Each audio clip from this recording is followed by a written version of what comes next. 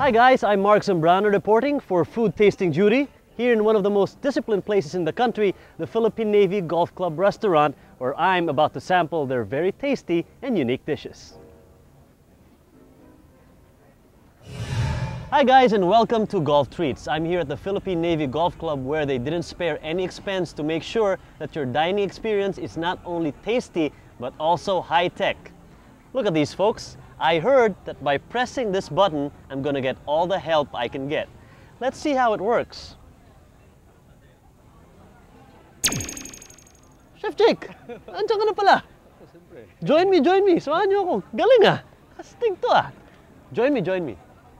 Alright, Chef Jake, mukhang nakahain na lahat dito, no? Kakainin ko na yan. Pero, pag-usapan muna natin. Isa-isa kung ano yung kakainin ko. Let's start with the appetizer. Ano ba tawag Salmon dito? sashimi, sir. Salmon sashimi. Mukhang fresh na fresh ah. Sinisigurado niyo bang fresh yan? Siyempre, sir. Direct direct supplier mula sa Norwegian, Norwegian salmon talaga. Best appetizer here, Norwegian salmon. That's not the end because we're gonna start with more food. Eto, chef, anong tawag natin dito? Grilled salmon belly, sir. Grilled salmon belly.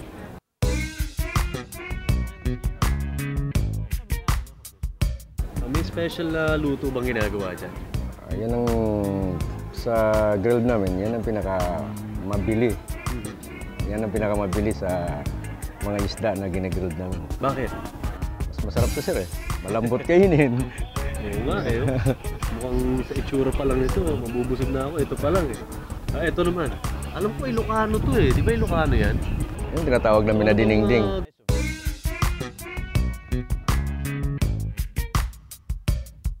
Gulay yan nandyan, chef. Kalabasa, tapos sitaw, okra,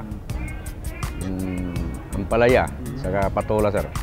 So pwedeng ulam na talaga yan eh, no? May sabaw ka na, meron ka ng ulam, pwede ng kanin na lang ulam, pwede na eh. No? Complete meal, sir. Kompleto. Sabi mo nga kanina, yung mga golfers, yan ang paborito. Yan ang sa golfers dahil walang walang mantika. Yung garlic chicken, sir. Garlic chicken.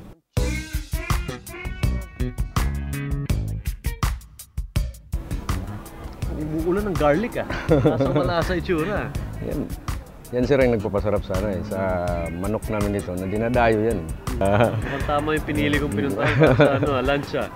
Eto chef, may dalawa tayong noodle dish dyan eh. Umpisa natin dito, ano ba to? Ito sir, pancit canton lang.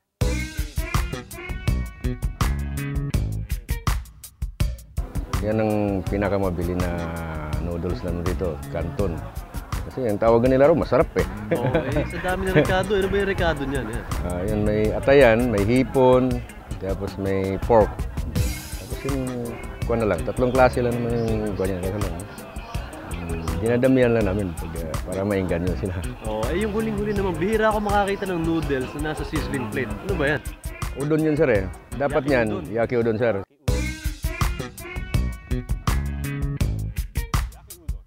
Sa Japanese kasi sir, hindi naman sinisisling yan eh. Kasi para maiba yung sa amin, nilagay namin sa sizzling plate. Para maiba naman yung dating ng udon na yan. Kasi tutusin, yan sa plato lang yan pag sa Japanese Para maiba, maging unique kami, lagay namin sa sizzling plate. Habang kinakain ka, tuloy-tuloy yung init. Ito, inaabangan natin lahat to eh. Ito, bago pa lang ako pumunta dito, nababalitaan ko na ito dapat subukan ko.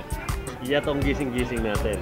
Pag-usapan mo nga, chef, paano ba nag-umpisa itong particular natin na pagkain? Yung gising-gising kasi na yan, alam mo, dito, maraming manginginom eh.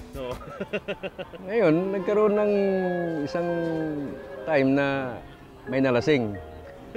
Sabi ng kasama niya, chef, magluto ka nga yung para magising to. Yan, dahil sa, siyempre, on the spot naman, gagawa ka ng pulutan dahil request nila yan eh. Request nila.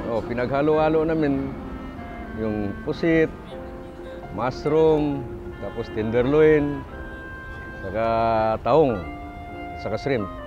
Niluto namin na parang maanghang na pagkakaluto.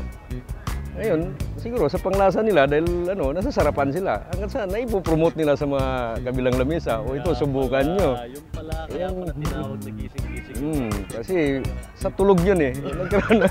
Nagising siya dahil sa anghang na pagkaluto. Nakarami ng inom, pagkain ng mga gising. Gising-gising. Yan ang tinawag namin na gising-gising.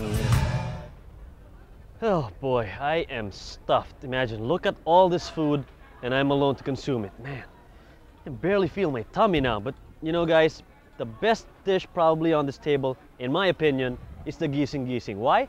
Because it's their signature dish, and number two, it has everything I want in my food.